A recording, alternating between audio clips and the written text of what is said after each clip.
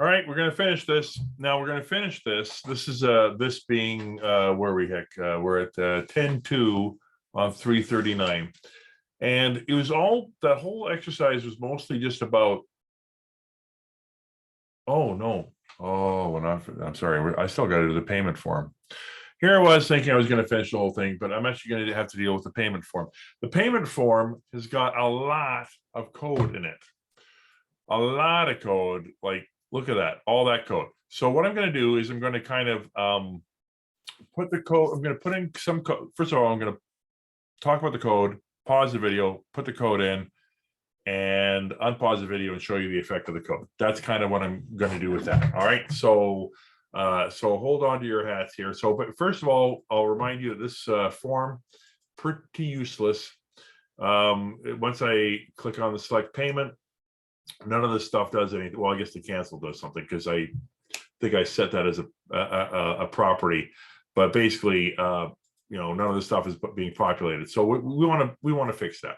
All right. So what I'm going to do is I'm going to go into the load method, which all I got to do is double click here, and I go flying into load method, and I'm going to put this code in.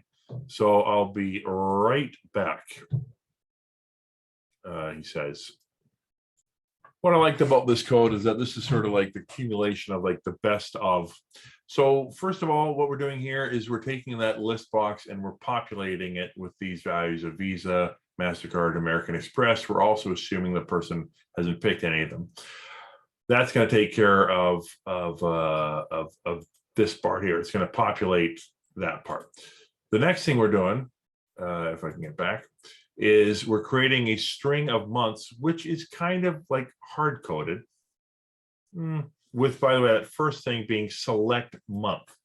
So what happens when I do that is that the first entry, which is entry 0, ends up becoming select month. And then these guys, January will actually be 1 and December will be 12. How cool is that? You can kind of see a similar thing happening with year, right? So if we exit that, oh, I'm sorry, you're right. You're right. I got to do that. So there's the months. With the dates, we're kind of going 8 years in advance. So, and then we basically do that. That's, again, populating the, in this case, the control box.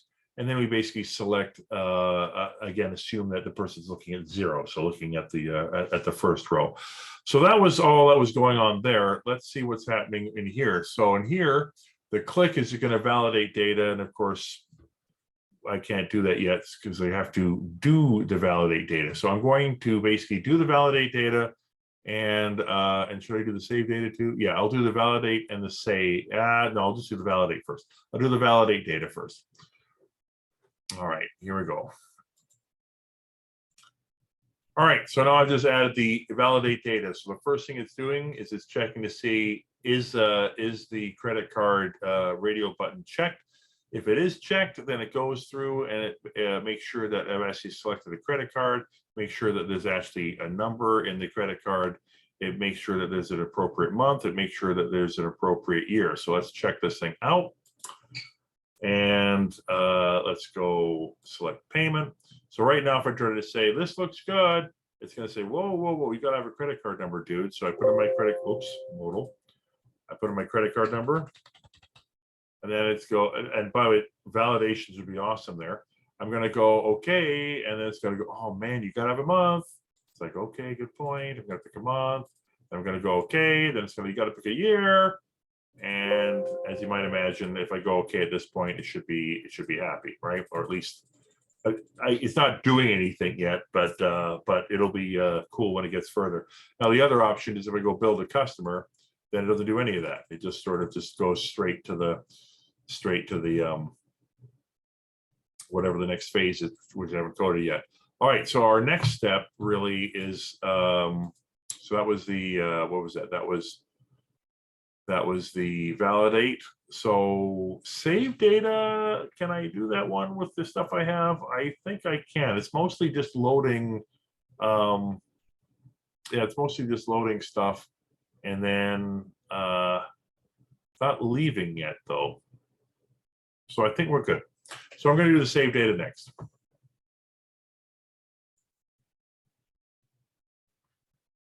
All right, so now when we look at this guy, the save data, it's going to, if they selected the credit card, it's going to create a nice little message, which is either going to have the credit card information or it's going to have the billing information. And then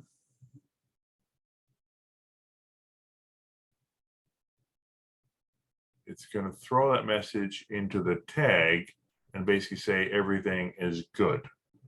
So let's see how that thing runs. So picking this up, so I go MasterCard. Actually, first of all, let's do the easy one. Bill to customer. I'm going to go okay. It says, hey, send bill to customer, default billing true. Right? Sure. That default billing right here is default billing, so it's true. So I'm going to go select the payment again. If I pick MasterCard, now we're starting to get the validation kicking in. So I'm going to go 111112222, pick a month, pick a year, and I'm going to go. And so now this is giving me the MasterCard stuff. Pretty cool. All right. All right. So there's that part of the payment done. That's from part 5.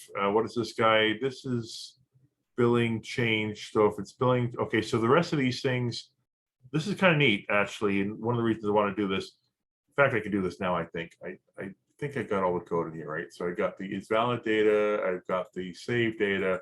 So really at this point now, I think I can just grab this. So I'm just going to grab this as is. I have only for this chapter have I actually been doing this, grabbing when there's a lot of code, right? I don't feel like fighting with my fingers the whole time. But one of the reasons I haven't done this live for this particular example is because there are definitely some errors and I wanted to fix those errors. All right. So the billing check has been changed. It's going to enable or disable the controls. Now, that is a really neat feature, which you may as well notice. So what's happening here is that when it goes and enables the controls, it sets a bunch of stuff from enable to true. For example, the card type, the card number, the expiration month, and the expiration year. Disable does the opposite. So what this kind of shows you, except it didn't work, the one time, oh, there's your error right there. I don't even know if it's an error. I just know radio buttons in theory would be RBO, not RDO. But anyway, I'm going to run it again. Okay, this looks good. Select the payment. And I think if I go bill to customer, right? Oh, no, it didn't do it. All right, why? Oh, you know what? There must be something in there I haven't done yet. So billing check changed. If this is checked, if the credit card is checked. I thought this was the RBO credit card. So if it's checked, enable, otherwise disable. All right, so let me have a quick peek in there and see what's going on.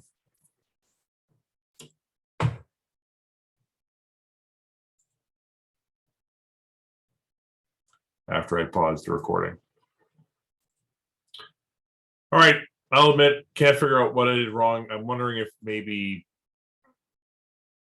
basically this is a solution file. It's exactly the same here. I don't think there was another event handler I was missing, but at least to see kind of what this whole part was supposed to be about.